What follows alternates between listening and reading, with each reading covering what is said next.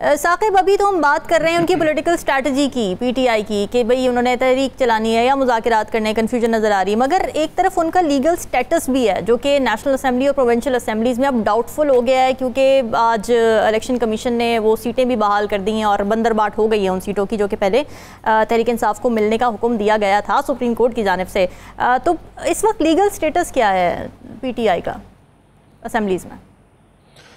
Legal status पे मैं आता हूँ। सिर्फ जो पीटीआई की आज बड़ी बैठक हुई, लेकिन उस बैठक के बाद जो ऐलानात हुए, जो प्रेस कॉन्फ्रेंस हुई, उसका क्रक्स जो मुझे नज़र आया, जी बताइए। क्रक्स ये है कि क्रक्स कोई नहीं है। मतलब कोई क्लियर कट को डायरेक्शन, कोई क्लियर कट को ऐलान नहीं किया गया। और उसके पीछे वजह जो है वो उन्होंने खुद ही बताई कि इमरान खान साहब से मुलाकात होगी, उनके साथ चीजें डिस्कस होंगी और चीजें आगे बढ़ेंगी। लेकिन क्लियर कट ललकार तो दी है अली अमीन गंडापुर साहब ने कि आप जी गिराना चाहें गिरा लें, आईनी तरीके से नहीं गिरा सकते। भाई मैं आपको ना प्रोग्राम के बाद नहीं, वो अली अमीन गंडापुर साहब को मेरा ख्याल है भाई प्रोग्राम के बाद आपको डेट दे दूंगा कि डेट कौन सी है।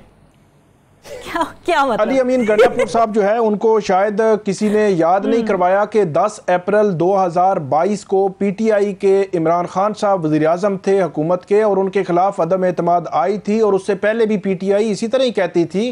और जब जो है वो अदम एतमाद किसी ने लानी होगी, किसी ने अगर तहैया कर लिया कि हमने लानी है, तो फिर मेरा नहीं ख्याल कि अली अमीन गंडापुर साहब जो है वो किसी को रोक सकेंगे। ज़्यादा तफसीलात में मैं नहीं जाता, लेकिन ये है कि पीटीआई की जानिब से मैं ये समझता हूँ कि कोई क्लियर कट कन्फ्यूजन मौजूद है पीटीआई की क़यादत के अंदर। जो कोट लखपत जेल के हवाले से जो खबर है, आज की जो खबर है, वो कह रहे हैं कि बैरिस्टर गौहर साहब और सलमान अकरम राजा साहब, आप हमारे साथ पास आए, आप हमें तो मिल सकते हैं ना, इमरान खान साहब से आपकी मुलाकात नहीं हो रही। तो उन्होंने बुलाया है शाह महमूद कुरैशी साहब ने, और शाह महमूद कुरैशी साहब ने एक गैर मामूली बात की है।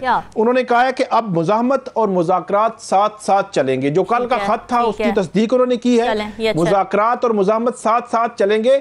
कल जो हम बात कर रहे थे कि जो कोट लखपत जेल के अंदर की जो सोच है और अडयाला जेल के अंदर की सोच है, हो सकता है इसमें कम्युनिकेशन का गैप हो, लेकिन सोच में फर्क है।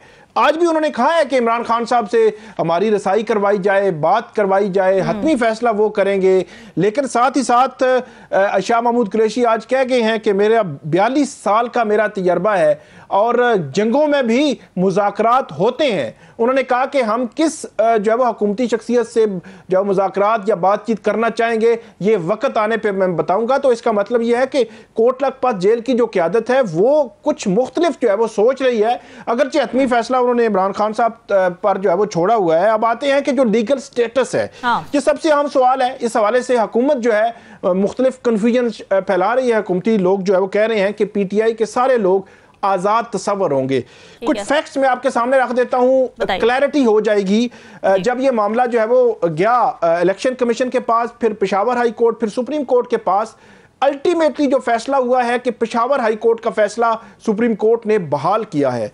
जिसमें पेशावर हाई कोर्ट का फैसला जब मैंने पढ़ा तो उसमें दो चीजें डिस्कस हुई थी कि सुन्नी इत्तेहाद काउंसिल ने इलेक्शन लड़ा या नहीं लड़ा। तो वो फैक्ट ये था कि उन्होंने इलेक्शन नहीं लड़ा। दूसरा कि उन्होंने मखसूस नशिस्तों की लिस्ट जमा कराई या नहीं कराई, तो वो ये था कि उन्होंने नहीं करवाई।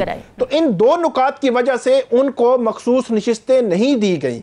उनका जो पोस्ट इलेक्शन जो पोस्ट इलेक्शन 8 फरवरी के इलेक्शन का बाद का स्टेटस है, उसको कहीं नहीं डिस्कस किया गया, ना इलेक्शन कमीशन ने, ना पेशावर हाई कोर्ट ने, और सुप्रीम कोर्ट ने तो फैसले पेशावर हाई कोर्ट का बहाल किया है। तो इस तनाजुर में किसी अदालती नज़ीर ऐसी मौजूद नहीं है कि पोस्ट इलेक्शन जो उनका स्टेटस था उसको कहीं डिस्कस नहीं किया गया। 25 अप्रैल 2024 को इलेक्शन कमीशन ऑफ पाकिस्तान ने एक लिस्ट जारी की, जो असेंबली सेक्रेटेरिएट ने उनको भेजा था कि आप पार्टी पोजीशन की एक ताज़ा लिस्ट हमें भेज दें। तो उन्होंने लिस्ट जारी की, जो लिस्ट उस वक्त रिपोर्ट भी हुई, अखबारात में भी आई।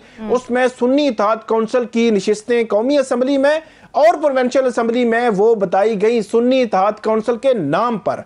तो वो 25 अप्रैल का जो पार्टी पोजीशन है वो हमें बताती है कि सुन्नी इत्तेहाद काउंसिल के उस स्टेटस को किसी जगह पे भी ना डिस्कस किया गया, ना कोई अदालती फैसला है, ना कोई और चीज मौजूद है।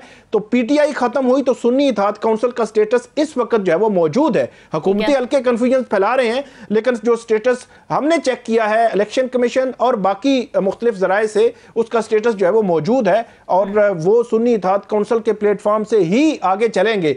अब आते हैं कि क्या वो आज़ाद भी हो सकते हैं। आखिरी बात सिर्फ तो माजी में हमने देखा कि नशिस्तें तो पीटीआई की थी, तो वो अदालती जो है वो रस्ते से होती होती जो है वो माले गनीमत की तरह तकसीम हो गई। तो अब अगर कोई चाहेगा तो वो पीटीआई या सुन्नी इत्तेहाद काउंसिल के अरकान को आज़ाद भी करना चाहे तो कोई रास्ता जो है वो हो सकता है ऐसा छुपा हुआ हो कि जिस रास्ते से उनको आज़ाद डिक्लेयर कर दिया जाए। साकिब, जस्टिस मंसूर अली शाह की जानिब से ख़त लिखा गया है और उन्होंने एक बार फिर क्रिटिसाइज़ किया कि जी सदर मुमलिकत ने बहुत जल्दबाजी की। आर्टिकल 200 का उन्होंने हवाला दिया कि उनको मुशावरत करनी चाहिए थी, लेकिन उनको मुशावरत उन्होंने नहीं की पहले चीफ जस्टिस की जानिब से। तो फिर ये तो लकूनास पैदा हो रहे हैं और इस तरह के खतूत अगर लिखे जाएंगे जजेस की जानिब से तो फिर तो ये अदलिया के जो फैसले हैं जिसके ऊपर सवालात उठ रहे हैं खतूत के तहत, बड़ा सवालिया निशान है। जी बिल्कुल, इस ख़त को मेरे ख्याल में ख़त नहीं बल्कि एहतजाजी ख़त हम कहेंगे, क्योंकि इसमें जो प्रोटेस्ट है या एहतजाज है वो अपना रिकॉर्ड करना जो है रिकॉर्ड कराना मकसूद था जस्टिस मंसूर अली शाह का। और ये बुनियादी तौर पर इस्लामाबाद हाई कोर्ट के चीफ जस्टिस जो है वो उनकी तैनाती के हवाले से था कि उनकी जो तैनाती का मामला है उसको थोड़ा सा डेफर कर दिया जाए। और उसमें पॉइंट ये उठाया गया जो सदर मुमलिकत का आपने हवाला दिया कि उन्होंने सीनियरिटी का तयन भी कर दिया और उन्होंने ये तयन भी कर दिया कि ये मुस्तकिल जो है वो ट्रांसफ़र हुई है। तो ये जो तयन होना है वो जस्टिस मंसूर अली शाह अपने ख़त में ये कहना चाह रहे हैं कि ये जो इंडिपेंडेंस ऑफ जुडिशरी है ये उसके अगेंस्ट है कि ये सारी चीज़ें जो है वो एग्जेक्टिव के हाथ में दे दी गई हैं कि एग्जेक्टिव अब इसको तय करेगा। लेकिन ये जो खतूत हैं जुडिशरी में, अदलिया में, इसका अगर हम थोड़ा सा बैकग्राउंड देखें कि कब से ये शुरू हुआ और इसके असरात ख़ास तौर पर जो हमारा निज़ाम इंसाफ है उस पर क्या असरात जो है वो पड़ रहे हैं। सबसे पहले तो ये खतूत जस्टिस काजी फाइज ईसा उनके खिलाफ जब रेफरेंस 2019 में जब रेफरेंस आया तो सबसे पहले उनकी जानिब से इस किस्म के खतूत लिखना उन्होंने शुरू किए और उसके बाद ये मामला बढ़ता रहा। वो अपने खतूत की शक्ल में सारी चीज़ें जो भेजते थे और उसके बाद ये मामला 2024 में 25 मार्च 2024 को इस्लामाबाद हाई कोर्ट के 6 जो जजेस थे उन्होंने ख़त लिखा। सबसे मशहूर और मारूफ जो ख़त था जिस ख़त के बाद उसके असरात हमने देखा 26वीं आईनी तरमीम भी आई है। लेकिन इस दौरान इस्लामाबाद हाई कोर्ट के भी जजेस और इसी तरह सुप्रीम कोर्ट के जजेस justice Mansoor Ali Shah, justice Munib Akhtar, justice Ayesha Malik और मुख्तलिफ जजेस जो है वो मुख्तलिफ जो है वो मौके पे ये खतूत जो है वो लिखते रहे हैं। ये खतूत एहतजाजी होते हैं, प्रोटेस्ट होता है, बताया जाता है कि जो मामला समझा जा रहा है ऐसा है नहीं है। लेकिन मैं ये समझता हूँ कि निज़ाम इंसाफ के लिए ये मामला कुछ अच्छा नहीं है। बज़ाहिर जजेस ये समझते हैं कि उनका पॉइंट ऑफ व्यू क्योंकि सामने नहीं आ रहा तो वो वजाहत जो है वो अपने ख़त के जरिए करते हैं और ख़त अपने जुडिशरी के हेड को लिखते हैं या किसी सेक्रेटरी जुडिशल कमीशन को लिखते हैं या किसी और को लिखते हैं। वो अपना पॉइंट ऑफ व्यू देते हैं, उनको देना चाहिए। लेकिन मैं ये समझता हूं कि जो हमारा अदलिया का या जुडिशल सिस्टम है उसके लिए कोई अच्छी मिसाल जो है वो ये चीज़ें नहीं कायम हो रही। 26वीं आईनी तरमीम आई जिसके बाद justice Mansoor Ali Shah chief justice नहीं बन सके थे। फिर ये ट्रांसफ़र जजेस का मामला आया तो इस्लामाबाद हाई कोर्ट में जस्टिस मोहसिन अख्तर कियानी जिन्होंने चीफ जस्टिस बनना था वो चीफ जस्टिस नहीं बन सके।